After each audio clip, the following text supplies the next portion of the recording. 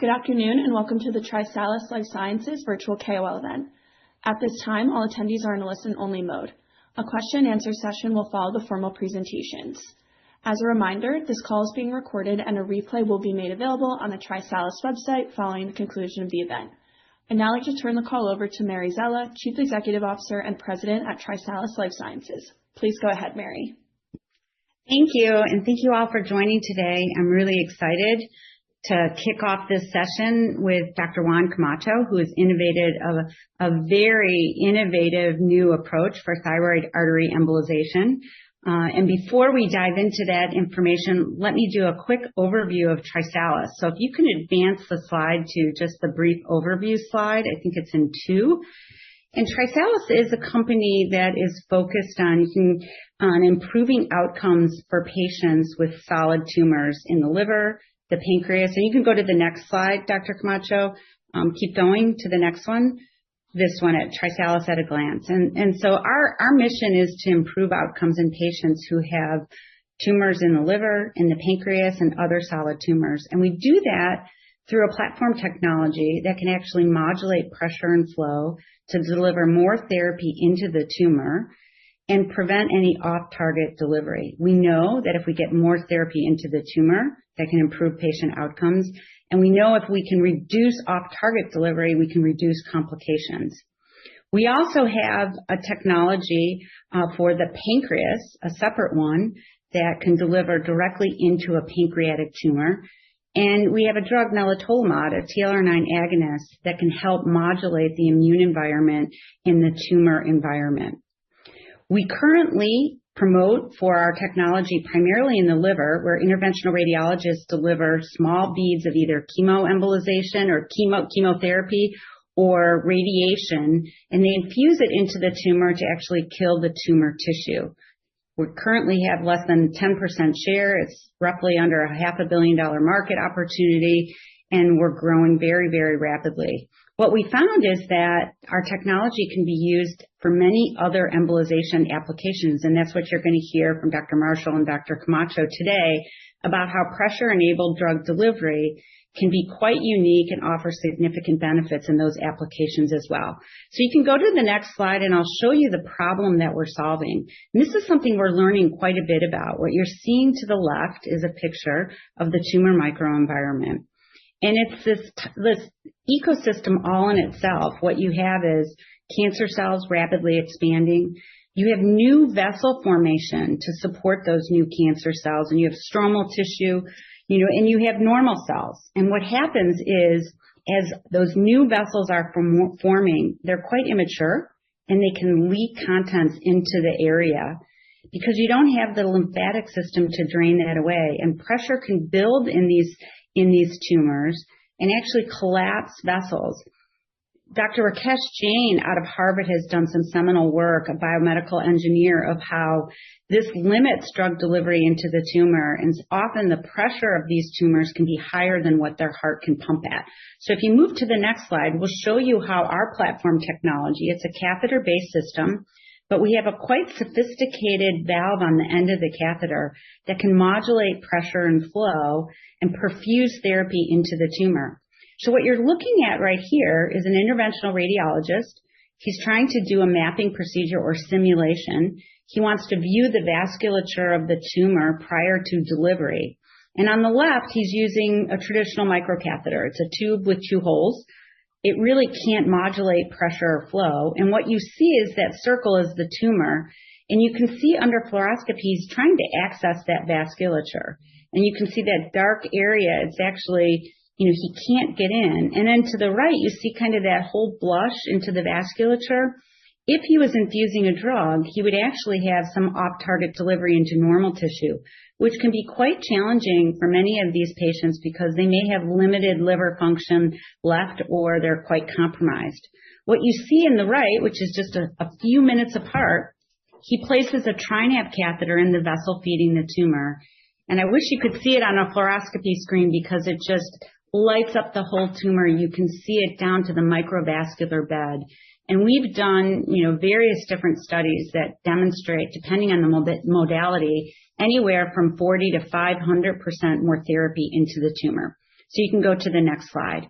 We're very fortunate with this technology, and I'd like you to focus on the third row below, that we received a unique reimbursement from CMS, the Center of Medicaid and Medicare, and they gave that to us. It's really a proprietary code for our own technology because they saw the unique benefits. We were able to demonstrate that we can statistically deliver more drug to the tumor and also prevent complications.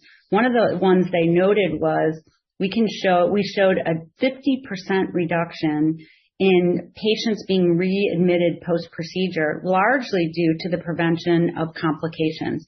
And you can go to the next slide. And what we have is a whole portfolio of different technologies dependent on the type of vascular case that a physician may encounter. Either, it's highly tortuous or it's larger, or he may need to perfuse at a very high rate. We have developed a set of tools, and we're going to be launching one more, hopefully by the end of the year, that can get into very tiny vessels so they can get that pressure-enabled drug effect and deliver more therapy into each tumor. You can go to the next slide. And so here's what our portfolio looks like. Today, when we started this several years ago, we were primarily focused on the liver. We have a wide array of different products, and that TriNav Advance that I spoke about will be the next final complete innovation to that portfolio.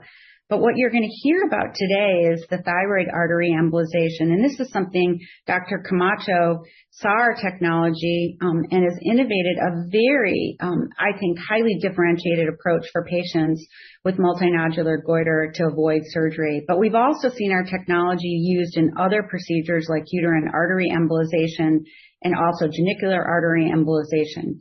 And essentially, our IFU, we can use our technology anywhere in the body except for in the cerebral vasculature or the coronary vasculature. And you can go to the next slide. So this is the market opportunity that we see today. Really there hasn't been a significant amount of innovation in the catheter marketplace. And we think that our technology can dramatically improve outcomes for patients on a wide array of embolization procedures. And you can see we have significant potential in the liver. Dr. Camacho and Dr. Marshall will talk about multinodular goiter, another $400 million market opportunity, and the remainder of these that we can pursue with our whole portfolio of products. You can go to the next slide. So what I'd like to do is just do a very brief introduction before they dive deeply into this. Multinodular goiter is quite a significant market opportunity, but also a significant issue for patients. About 5% of patients are affected. I was just sharing with them prior to the call that my niece might need this, quite soon. She's being treated with drugs that has really not been successful. She really doesn't want surgery due to all the complications, and this could be a very significant opportunity. But I'll turn it over to Dr. Marshall so he can do an introduction to Dr. Camacho. And before we do that, I just want to thank Dr. Camacho for his leadership. It's through physicians like him that innovate these incredible new options for patients. A surgery is quite traumatic, significant and very invasive and costly. This approach is something that everything the patient would want, but none of the complications and the invasiveness. And so we're very excited to partner with him on bringing this new procedure to patients. So Dr. Marshall? Thank you, Mary, and thank you everyone for joining us today. I'm excited to introduce our speaker today, Dr. Juan Camacho. Dr. Camacho is an interventional radiologist and a clinical associate professor at Florida State University with deep expertise in image-guided thyroid therapies. He's completed an interventional radiology training at Emory University, and he went on to hold faculty roles at leading academic centers, including the Medical University of South Carolina and Memorial Sloan Kettering Cancer Center. Dr. Camacho has authored over 80 peer-reviewed publications, and he's been invited to lecture both nationally and internationally. His research spans the full spectrum of minimally invasive thyroid intervention, from preclinical studies to clinical treatments for both benign and malignant thyroid diseases. He's currently at the forefront of developing pressure-enabled thyroid artery embolization, a promising minimally invasive alternative to surgery that we're excited to discuss further today. Dr. Camacho? I really appreciate that kind introduction, and thank you for the opportunity to talk about something that I'm really passionate about. I think we really have something special here, and I hope that with this we can continue to help many patients. These are my disclosures. Probably the most important one is that I am not an endocrinologist or a head and neck surgeon or an endocrine surgeon, and this is just how I understand the disease, and obviously based on science and based on my knowledge as an interventional radiologist. So today, what we're going to plan to cover is a little bit of background on multinodular goiter and thyroid nodules. What is the general treatment paradigm with some basic clinical algorithms on how patients are being driven into the minimally invasive thyroid therapies. Some thyroid autoembolization concepts, because there's a traditional way of performing these procedures that has been around for over 30 years. However, we have been innovating on what other people have built. And we're going to talk about our specific innovation, which is pressure-enabled delivery thyroid autoembolization. And I'm going to show some case examples of patients that we have been able to help. So the most important thing is that, like every innovation in medicine, requires a multidisciplinary approach. I have the fortune to be in an institution that supports this and understands this and allows all the different specialties to be set at the same table. So we collaborate closely with endocrine surgery, with head and neck surgery, with endocrinology, with radiation oncology, with medical oncology when needed, when we're talking about malignancies in the head and neck. And we have the fortune as well of sharing a physical space in our clinic, and we have also all the other ancillary services that are required to run a program like this, which include nursing, nutrition, nuclear medicine, psychology, etc. So diving into the numbers of these very prevalent disease, about 50% of our population has one or more thyroid nodules. These numbers are specific to the United States. Multinodular goiter in general as a whole is a very, very common disorder.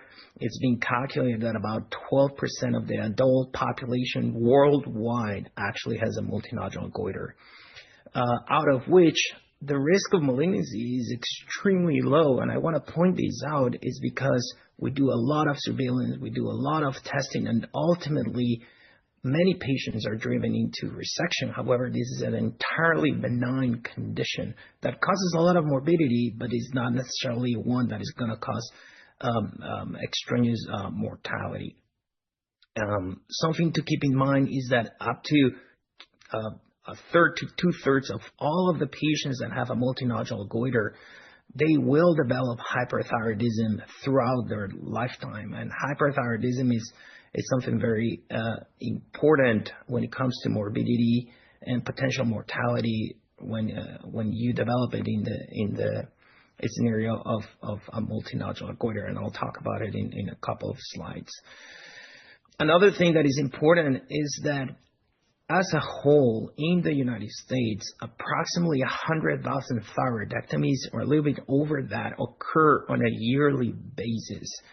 And approximately 65% of all the thyroidectomies are actually because of these benign disorders. So this is something that is happening on a clinical basis very, very frequently.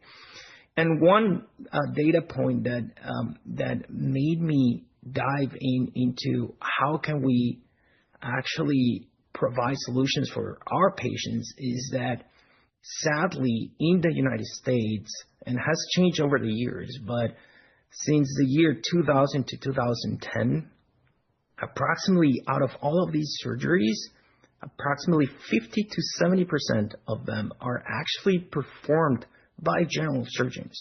And that means that only a third of the population is being treated by expert hands. And we know that there is significant disparity in outcomes when you're treated by an expert in thyroid and parathyroid surgery compared to a general surgeon. So what is a multinodular goiter? A multinodular goiter is simply the increase in volume associated to the formation of nodules within the thyroid itself. We define it as a greater than 25 mL in males and approximately 19 mL in females. Now, the natural history is that when you acquire multiple nodules and your gland starts increasing in size, there is a very good possibility, about a third of the cases, will actually end up developing autonomous function. Autonomous function means that those thyroid nodules will start segregating hormones independently of the brain control. And when that happens, that can lead to significant morbidity. In North America, we have been able to actually demonstrate that each nodule can grow about 39% in volume over the course of 5 years. And we know that, and that's on a nodule basis, but when we take the same kind of like growing paradigm and apply to a multinodular goiter, we have been able to determine that the growth is about 5% annually. And in those patients that start their history and their thyroid journey with as a multinodular goiter, approximately 10% of those will develop hyperthyroidism over a period of 10 to 12 years. So why we should also focus on the hyperthyroidism, and the reason is that hyperthyroidism can lead not only to goiters, but to significant long-term morbidity, mortality, and impairment in quality of life, which is predominantly driven by cardiovascular complications such as heart failure. We know that many of these diseases actually occur in the fertile population, in the females, and that can lead to deleterious pregnancy outcomes. Patients that develop cardiovascular issues can also end up developing cardiac arrhythmias.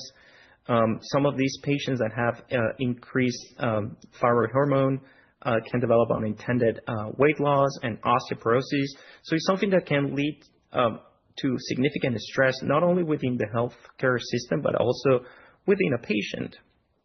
Most patients actually present like multiple large-sized lesions, and actually with extension into the mediastinum. And when they extend into the mediastinum, you start generating compressive or bulk symptoms such as dyspnea, dysphagia.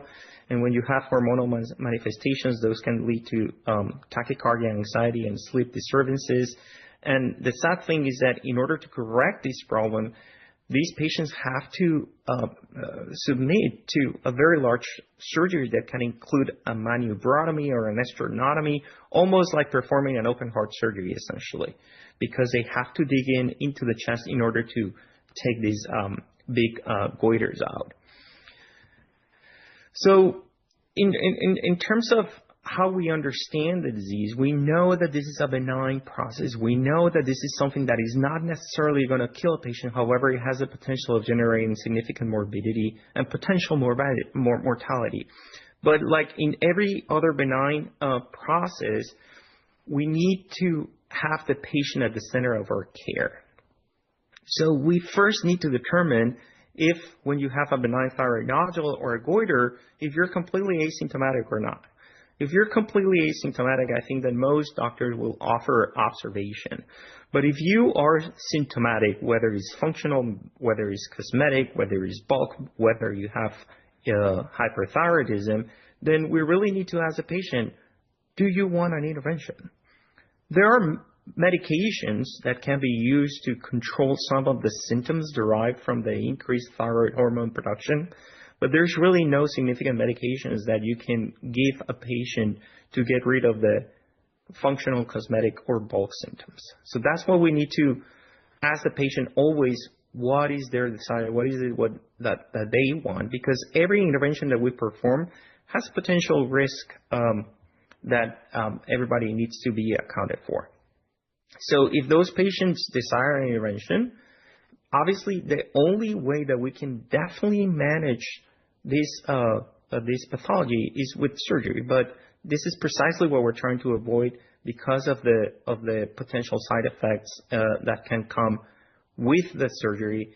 And we're trying to preserve as much thyroid tissue as possible. Having your thyroid intact, it's critically important. Like hormonal supplementation is not going to replace the natural hormones that your body produces.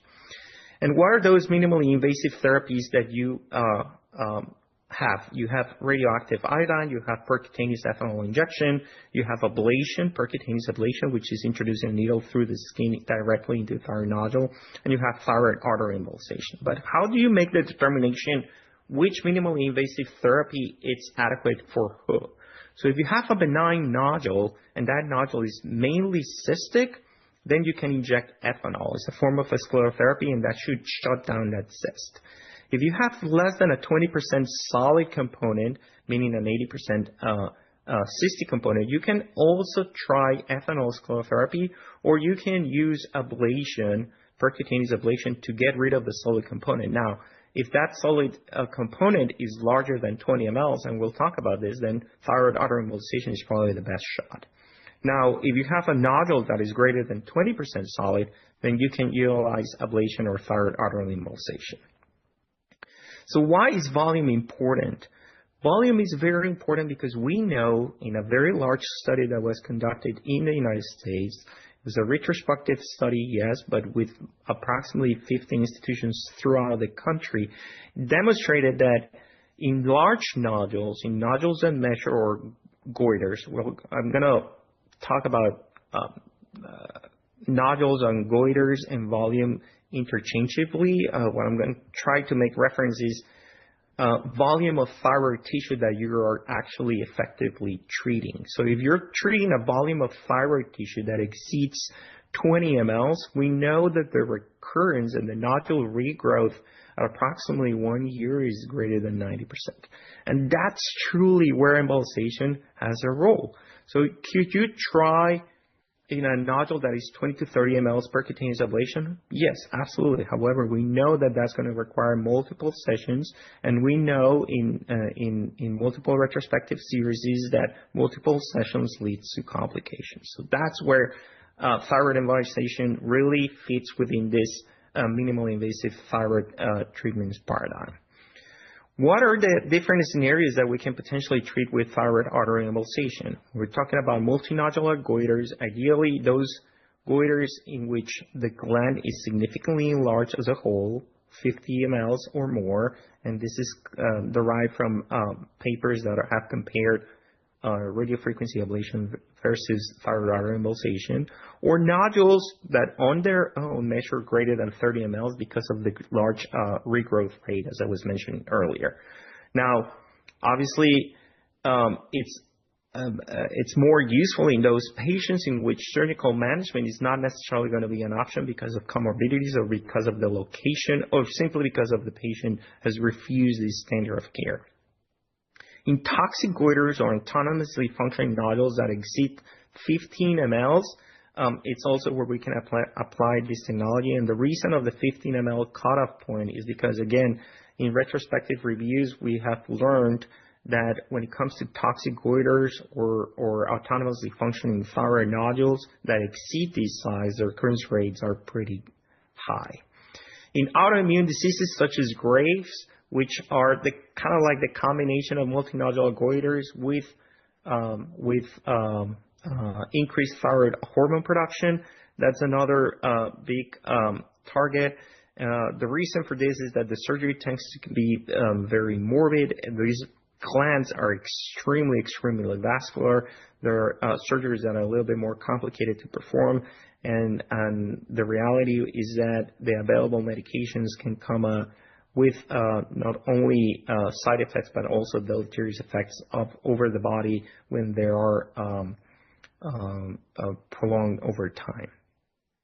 And another very nice niche application is that many dedicated thyroid and parathyroid surgeons have now migrated to minimally invasive thyroid surgery, which is either transoral or transaxillary thyroidectomy. And there are some limitations to take thyroid tissue through the transoral or transaxillary approach, which is you cannot have a thyroid lobe that measures greater than 10 centimeters or a greater than 2 centimeter malignancy or a benign nodule that measures greater than 6 centimeters, because your risk of conversion to an open surgery can be very high. And the reason why they tend to convert is because when they are operating, these surgeries can be manipulating the goiter, or the lesion itself can bleed significantly within the surgical field. It's not like patients are going to have a hemorrhagic shock or anything like that. It's just that it's a problem of visualization. If they cannot see the critical structures, they're going to have to convert to an open surgery.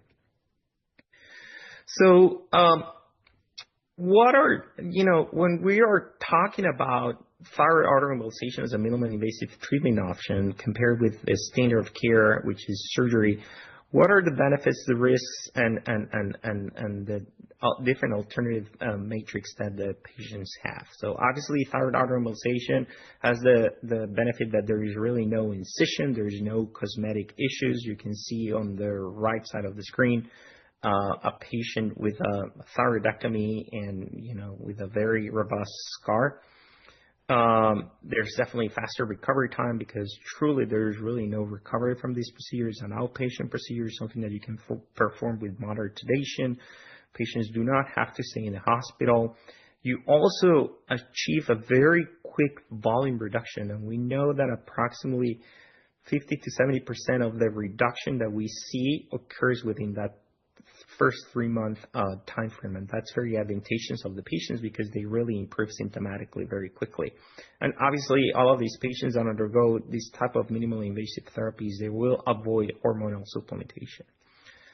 It does have risks, like everything we do in medicine. The main risk is the risk of non-target embolization. I will dive into that in a few slides, but essentially, when you're performing an embolization and you're using particles or whatever other embolic that you're using, you have a target.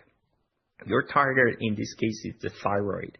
So anything that doesn't go into the thyroid is theoretically non-target embolization. And obviously, when we're operating above the clavicle, the risk of the non-target embolization, it's the highest stakes risk, because it can terminate potentially in the circulation that goes into your brain and potentially cause strokes.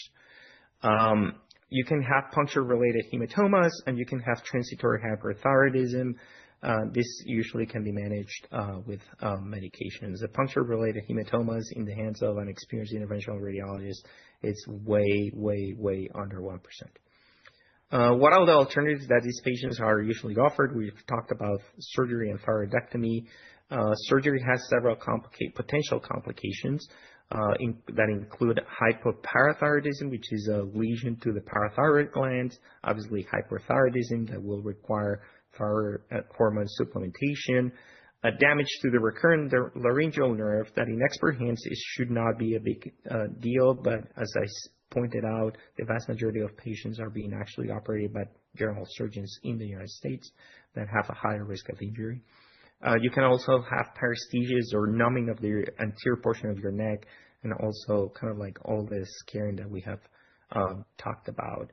The risk with, the other alternative is observation, but I already detailed the natural history. So what we know is that observation is clearly valid. However, it will eventually lead, eventually the disease will take its course and will continue to evolve.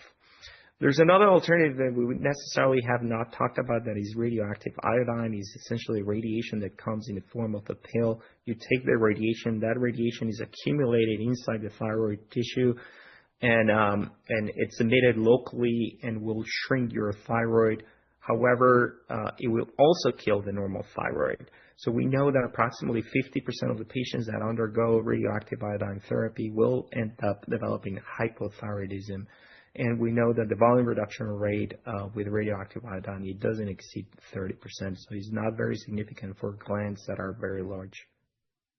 And when it comes to ablation, ablation is definitely a valid alternative.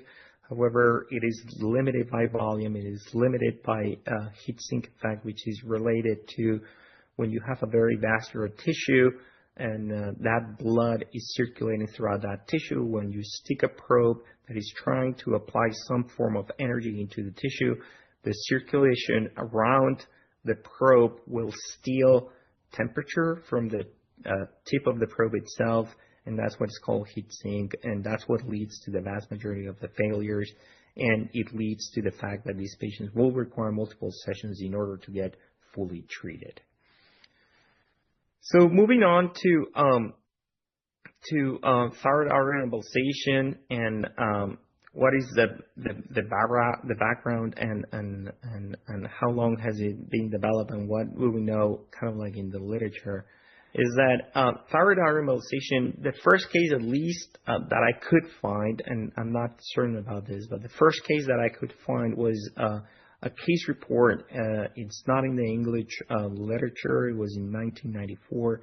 And it was a patient that was under thyroid storm, and they decided to treat it as such, and they noticed that the patient actually responded. So that's the first documented case. So it's a procedure that has been performed a little bit over 30 years.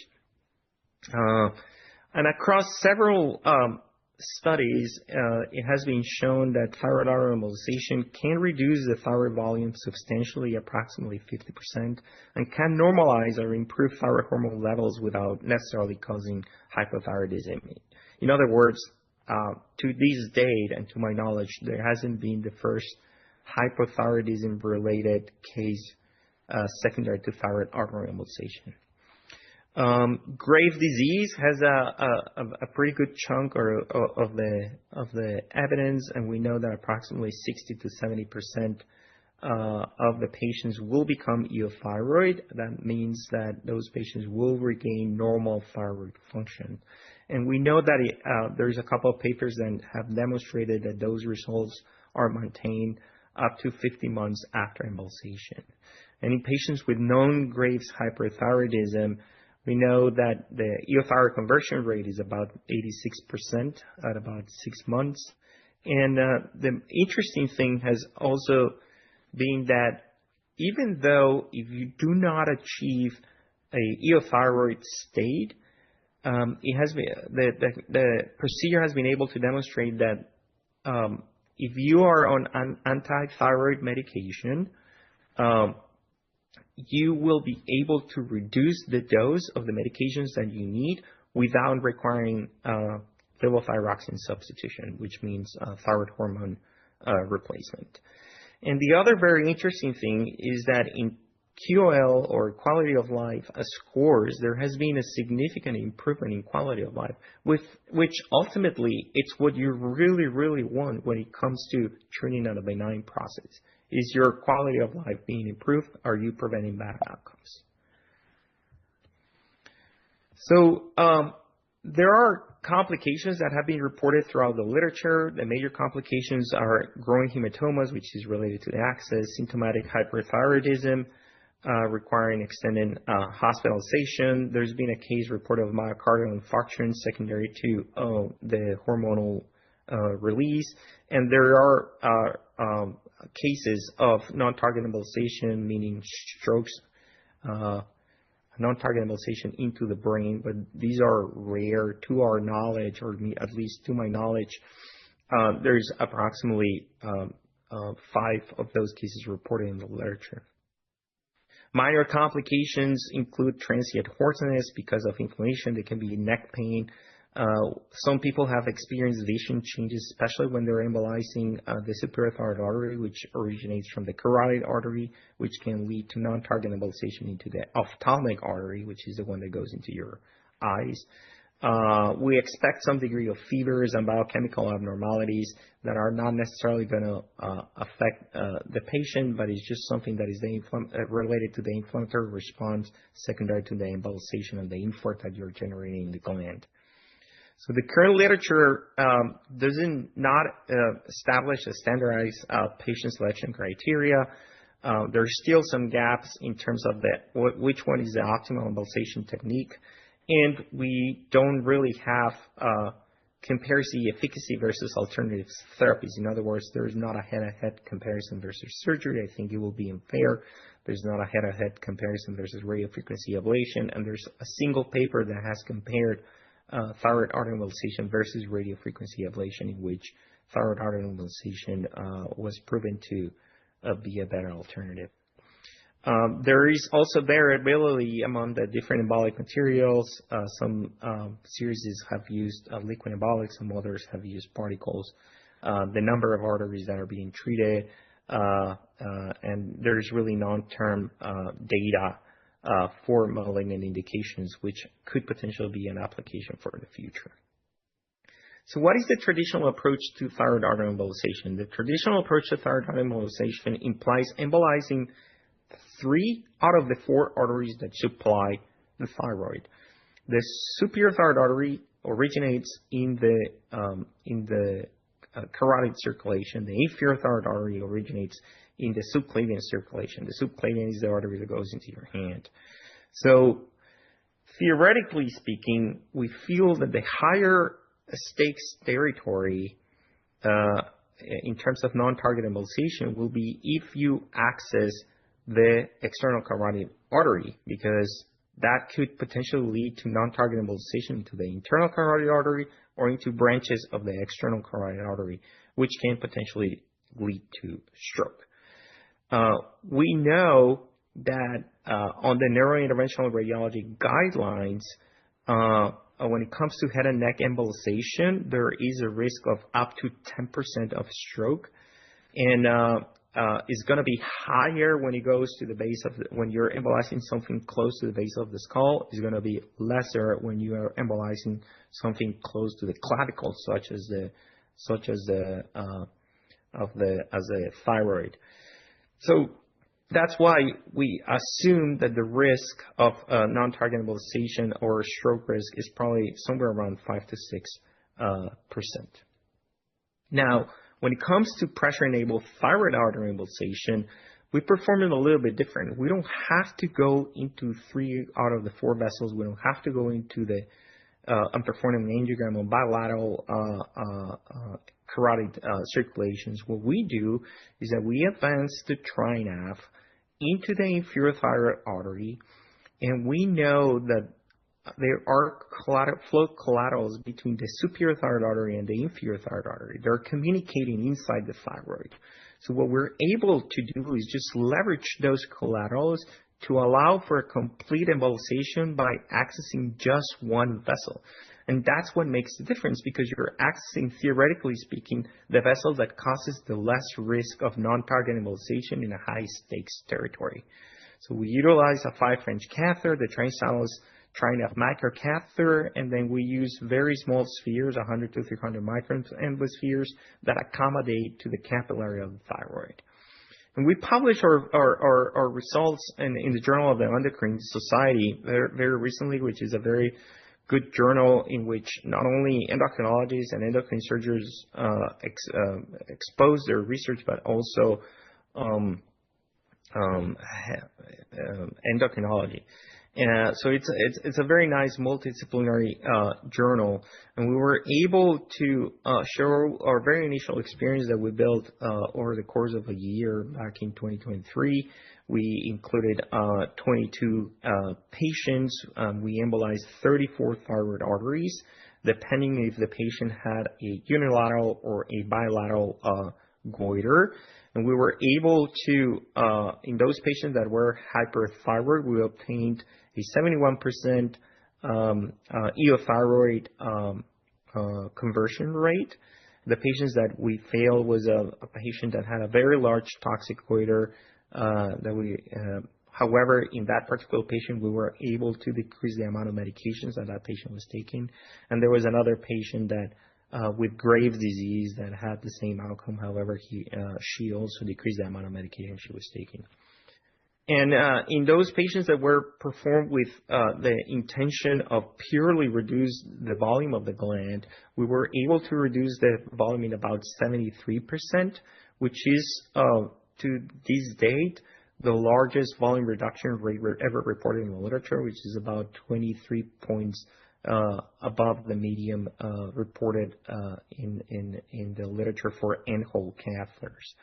We only encountered grade 1 complications, which was male pain and discomfort. And as a matter of fact, there were a few patients that underwent ablation prior to the embolization, and we were able to demonstrate that those patients will actually recommend embolization rather to an ablation because of the symptoms that they experience with the ablation, it was something kind of like interesting within our cohort. We didn't have any major complications or neurovascular events, meaning we didn't have any stroke, and no patients developed hypothyroidism as a result of the procedure. And this is kind of like how a procedure looks like. Here we have the TriNav in the descending portion of the inferior thyroid artery, and you guys can appreciate how vascular this tissue is, which is why it's so advantageous to utilize the TriNav in circulation. And you have the correlation here with the cone beam CT, which is a special form of CT that we do on the angiography table. And we're able to demonstrate that the whole lobe of the thyroid, it's enhancing with a single injection from the inferior thyroid artery vasculature. When we go to the contralateral side, you can also appreciate how the hypervascular how important is the hypervascularity of this tissue. You can see that this patient particularly had his trachea located essentially on the right side of his body instead of being in the midline. This patient was deemed for years as a patient with asthma induced by exercise. He had clear stridor with exertion, and essentially his stridor was secondary to the compression of the airway by this large goiter that, as you can see here below the clavicles, meaning in the superior mediastinum, is essentially compressing the airway in about 80 to 90%. And again, we're showing here in this cone beam CT how with a single injection you're able to opacify the whole lobe. In this particular case, there is contrast in the right side of the gland, simply because that's the area that we embolize first, and you get retained particles and staining of the gland because of that. And this is on the top row, you have sequential images of how initially the patient presented. And if you focus on the top row in the middle pictures, you can see that essentially the airway is pretty much, it looks like an inverted teardrop. And there's pretty much an 80 to 90% volume reduction of that airway. And following embolization below, these are the same cuts at the same level, and you can see an over 70% volume reduction with normalization of the size of this airway. And now this patient is completely off all of the medications that were prescribed for this so-called asthma. This is another example with a completely different application. This was a 27-year-old female that had a very large thyroid nodule that had a particular mutational profile that conferred her approximately a 70% risk of malignancy, which means this gland needs to come out. However, she was very petite. She's 27 years of age. Obviously, she was concerned about getting rid of the disease that she had, but also about the cosmetics of the surgery, and she was concerned about losing her potential sensation in the anterior portion of her neck. And you can see here in the ultrasound at the bottom left of the screen that this particular nodule is very vascular in the periphery, which corresponds to the findings on the angiogram in the top left as well as the top right. And we went ahead and we embolized it, and this is on the bottom right, you can see the endoscopic view, because this patient was able to undergo a transoral thyroidectomy because of our embolization. You can see a completely devascularized nodule, and she underwent successful surgery without needing to open. When I talked to the surgeon about this, he told me, like, this is the best dissection that I've ever had. This is verbatim from him. Don't take it from me. And that's how I know that we were really had something that we can help with to patients. And this is a final example of a patient that presented to our hospital with a new onset atrial fibrillation. Atrial fibrillation can develop in the setting of hyperthyroidism. So basic tests were done, and we noticed that this patient had hyperthyroidism, and on an ultrasound, we were able to detect multinodular goiter. Subsequently to that, we did a thyroid uptake scan that demonstrated that this large right-sided nodule was the culprit and the responsible for the autonomous function, and therefore we went ahead and we embolized it completely to stasis, as you can see in this particular picture. And then you can see here on the left of the screen the pre, and on the right of the screen the post, and we get complete necrosis of that nodule with associated volume reduction. And now this patient, his AFib is resolved. He doesn't have to be on a blood thinner for life, and he doesn't have to wear a pacemaker. He had a clearly correctable source of his pathology, and he didn't have to go surgery in order to get cured. So in summary, I think that what do we know? I think that pressure-enabled thyroid artery embolization is definitely an emerging treatment for large goiters. It provides a very good option for patients that have a large gland, that there are symptomatics, or that they have a substernal component. And it's especially useful when surgery is a high risk and is not desired by the patient, or in those patients that will require a sternotomy or myomectomy. It does have value in hyperthyroidism. We know from the literature that it has benefits in patients for Graves' disease that don't have poor response, or they have contraindications to conventional therapy. There's a fairly significant amount of patients that will achieve that euthyroid conversion rate. And we also know that by utilizing pressure-enabled delivery, we're actually using less embolics with increased penetration into the tissue. It can be useful as a surgical adjunct. I showed you a case in which we were able to bridge this patient to a transoral thyroidectomy, so she can have the aesthetic result that she wanted, and we could decrease the risk of converting to an open surgery. We know that it can play a palliative role in malignancy. I'm in the process of not only publishing a case report that demonstrated that after thyroid artery embolization, we're able to achieve complete pathologic necrosis, and that will come into the future, but also by treating those patients that don't have any options with embolization, we can potentially control their symptoms, because those patients that don't have any options, many times their main complaint is because of bulk symptoms, meaning compression and pain.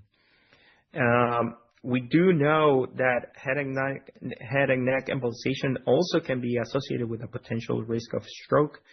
And we know that by utilizing the device, we can potentially decrease that possibility, because we do not have to access the carotid circulation. And at the same time, the major complications that have been reported usually can be managed. So it's a risk that in a way is worthwhile taking.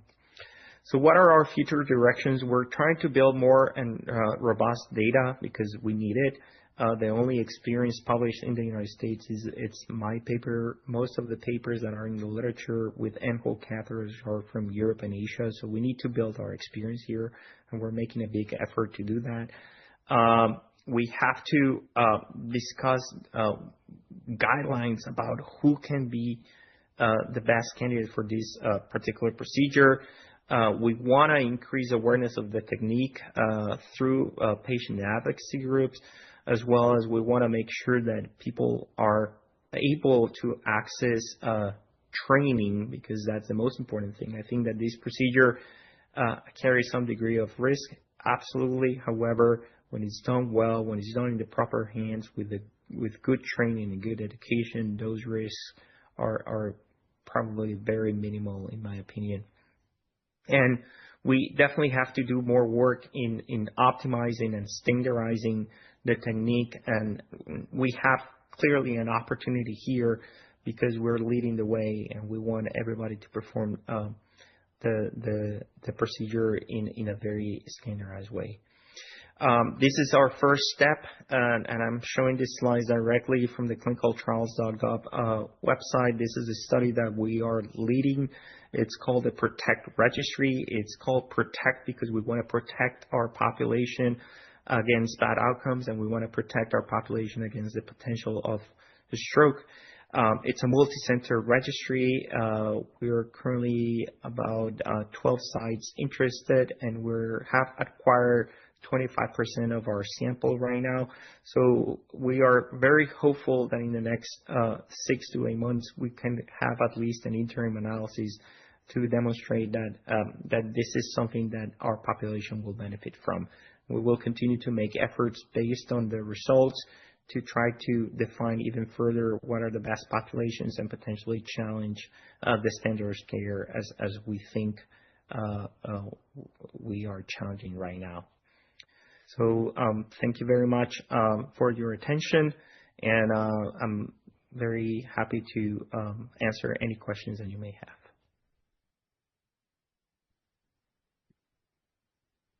Great. Thank you, Dr. Camacho. So at this time, we'll be conducting a question and answer session with our speakers.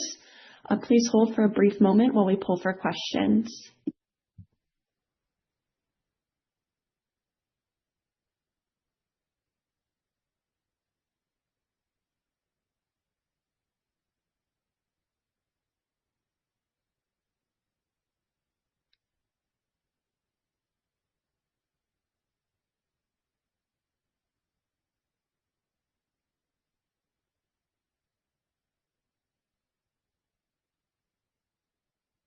So our first question comes from Nelson Cox at Lake Street Capital Markets. Please go ahead, Nelson.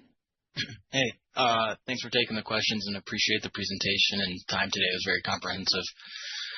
Dr. Camacho, just maybe to start, how many thyroid embolization procedures are you currently completing approximately per month? And then how many of these in your practice would it make sense to use a TriNav versus kind of just a standard end hole catheter?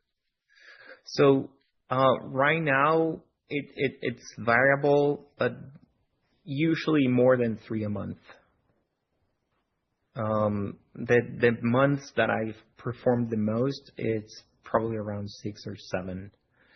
I use a TriNav 100% of the times, and I'm a firm believer in the technology. And when I first started doing thyroid embolization, I actually started with an end hole. And I always felt that I was not only under embolizing, but that I was unprotected when it comes to reflux and non-target embolization. So when I started using the TriNav, and I was able to figure out that I didn't longer had to go into the brain circulation, meaning into the carotid arteries, and I could do everything from a vascular territory that is slightly safer. That was the one that essentially just converted me, and I was like, this is the way to go. And I use it 100% of the times. If I cannot use the catheter, I pretty much don't perform the procedure. Okay, that's helpful. And then, we walked through some of the benefits and risks of TAE versus surgery, which looks very supportive of embolization. But can you walk through kind of what you think is most needed for this to become a standard of care in practice? What do you hear out there in the field with your peers? And I know you talked a little bit about guidelines and more clinical data, but just any other color there would be helpful.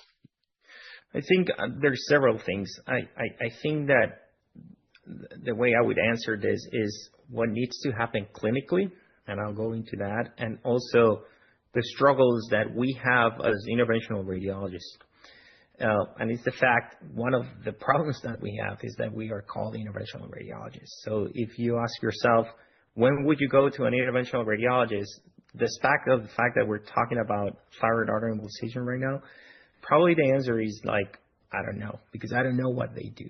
And I think it's a problem of the way how the public perceives us and how we relate with the public itself. So I think that one of the things that needs to happen is that we need to take the driver's seat when it comes to informing the public relating to the public, advertising directly to the patient, and speaking more with patient advocacy groups. I think that part of the problem is just ignorance about that these options actually exist and they are good options. So that's one part of the problem. The other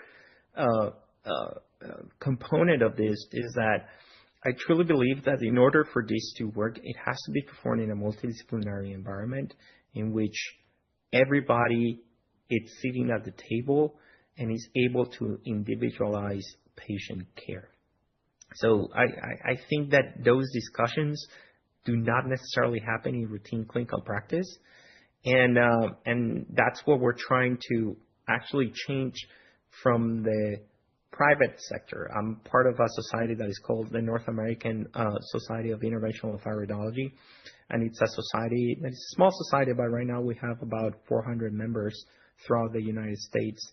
And it's a society that is comprised of endocrine surgeons, head and neck surgeons, endocrinologists, interventional radiologists. And we're trying to have these discussions. And this is what I think is going to be more successful. Like within these discussions and presenting this data, we're going to be able to change the guidelines soon, and we're going to be able to offer this technology more. So I think that that's part of how I would solve and what I think that needs to happen. Yeah, and Nelson, this is Richard Marshak, Chief Commercial Officer. I just wanted to add on very briefly that we're very actively exploring how to help Dr. Camacho and his colleagues who are working in these multidisciplinary environments and providing the best care for patients to make sure that we can make patients aware of this very important option for them other than surgery. All right. Very helpful. Thank you for the time today. Thanks for the questions, Nelson. Our next question comes from Bill Plovanik at Canaccord. Please go ahead, Bill. Great, thanks. Good afternoon, and Dr. Camacho, thanks for the overview. It's very helpful. I think you answered my first question, which was on referral. So it's creating awareness in the endocrinologist community to get them to you as part of the challenge. And then, as I think about this, you gave us a lot of kind of subsegments of that, the potential market opportunity here as we think about it in terms of numbers. But of those 100,000 procedures today, based on the criteria outlined, what percentage or what number of those 100,000 would be applicable to TAE? That's my first question. And then just the second is more geared towards kind of insurance coverage. What does that look like without clinical data? How hard is it for you to get the approval to do these types of procedures for these patients? So in terms of your first question, we know that 65% of the thyroidectomies that I mentioned, over the 100,000 thyroidectomies that occur in the country on a yearly basis, 50% are because of multinodular goiters, and about 15% are because of autonomously functioning nodules. So that is a market on its own. Now, out of the remaining 35%, those are for malignancies. I will say that probably around 10 to 20% of the malignancies, and this is just an estimation, will benefit from this procedure in the pre-surgical setting. So there's a significant amount of those thyroidectomies that could potentially benefit from this procedure, and I think that's probably about a good estimation. Now, regarding the other question, which is, remind me again. I'm sorry, I just lost my train of thought. Okay. Yeah, just the insurance companies. The insurance coverage, and the payment for it. So in interventional radiology, we're kind of like blessed in the way that we have a unique code for embolization. So you can embolize the thyroid or the uterus or the liver or the joints or the hemorrhoids or all of the things that we can embolize throughout the body. And we use exactly the same code. That's one part of the reason why I feel that things are actually moving along. And even though that there is no data, or I wouldn't call it no data, there's very limited data in the United States, there's pretty much fairly compelling data from other latitudes. And, when you have a patient that has a lot of comorbidities, or is ineligible for surgery, or is ineligible to other potential alternatives, and this is kind of like the only thing that you have left, so far, I haven't encountered any resistance from insurances. I do my case, and I explain to them why I feel that thyroidectomy wouldn't be cost effective, and the other things that we have will generate essentially a little bit more morbidity, and I have been able to get the approvals that I need. So I think that probably that will become a challenge down the road. But what I am anticipating with the multi-institutional registry is that we're going to have some degree of compelling data to say that this is a technique that is reproducible, that we can help patients with this, and that patients will benefit from having an alternative. Dr. Camacho, I'd like to add a little bit too, because my experiences have been that I haven't had any problems from insurance companies authorizing this, just because there is such a need. And this is such a routine type of treatment that interventional radiologists do. It's coded, and so there hasn't been any pushback. But I do think it's important that we don't take that for granted and we continue to build. So the PROTECT registry, I think, will be very helpful in showing the quality of life improvement, the safety and efficacy of the procedure. And if I could add on just procedure time, as I think of doing a procedure with the PED versus any other type of procedure that maybe you could do, even a thermal ablation or some other types of procedures. Just a quick compare contrast on the time to do that relative to others, longer, shorter, if so, by how much? And thanks for taking my questions. 100%. So an average ablation session, which is about 10 to 20,000 watts, it's probably 30 to 45 minutes. It's a pretty long procedure.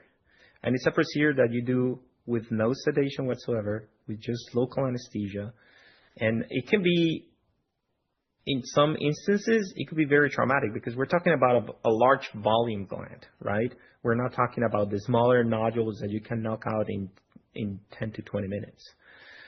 Now, for an embolization, from starting the procedure to conclusion of the procedure, I'm not talking about, how much the patient need, how much time you need for the patient to come in ahead of time and get some labs and get an IV and get prepped and get position on the table and all of this stuff.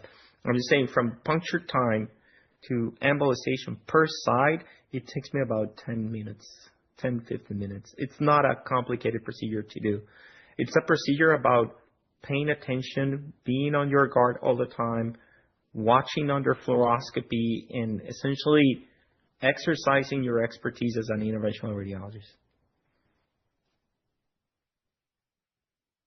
Thank you. Thanks for the questions, Bill. Our next question comes from Carl Burns at Northland Capital Markets. Please go ahead, Carl. Thanks. Thanks for the question. I hope you can hear me. In real-world practice, do you see adoption of TAE being driven more from endocrinologists, referrals, or through interventional radiologists? It's interesting that you asked that. I can tell you that 70% of my patients are actually self-referred because I've done a very good effort about trying to educate people through social media, through YouTube videos, through patient advocacy groups, etc. I do complete the workout and I make sure that they meet with an endocrinologist and with a head and neck surgeon because it's very important for them to have their options. I don't hide anything at all. I always tell them, hey, listen, you can go this way, you can go this way, you can go this way. But it's very important for me to be upfront about their options. Now, I'm very fortunate that I am in a healthcare system in which my main head and neck surgeon, he's a leader in ablation and he's a leader in minimally invasive thyroid therapies. He does a lot of transoral thyroidectomies and whatnot. So he understands very well the application of this, and I feel that we have been able to convey and relay a message that it has been more compelling and easily adopted by surgeons than endocrinologists. Usually the endocrinologist goes, I have a nodule, I biopsied it, it's either cancer or benign, it's causing issues, it goes to the surgeon, and then the surgeon decides what to do. So I think that the main stream of how my referrals occur are either directly to the patient or because the surgeon thought that this was a patient that they will benefit from the intervention. Excellent. That's great. Thanks so much.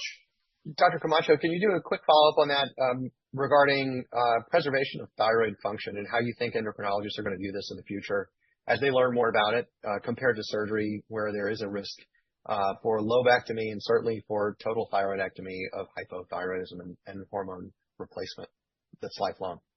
Yeah, I think that that's a great question because all of these patients that, thyroid disease in general, it's a disease stage that opens you up to have cardiovascular and in general cardiovascular diseases, whether you call it an arrhythmia or heart failure or stroke. That's what you open up with when you have problems with your thyroid. And you really need your thyroid, especially when you're very sick. When you're in the intensive care unit and you don't have your thyroid working for you, that's when all of the metabolic derangements happen and those patients have like really poor outcomes. So from the physician standpoint of view, there has been a significant trend in the past few years to de-escalate the management of thyroid diseases via surgery. In other words, the paradigm in the 90s was to do a thorough thyroidectomy. Right now, the paradigm is if we can avoid a thorough thyroidectomy, we should do that. And it's because people have realized that saving thyroid tissue and preserving thyroid tissue is something that is very important for everything. So I think that the most remarkable thing about this intervention, compared, for example, to a radioactive iodine, which is just a pill and is purely non-invasive, is that we do not damage the normal thyroid. And we have shown that we have been able to achieve complete pathologic necrosis of the nodules of the abnormal tissue, but the normal thyroid doesn't get damaged. And that's something that is remarkable, and we've seen it in other organs like the liver or the prostate, that we only affect with embolization the hyperplastic tissue, and I think that that's how we're able to protect our patients.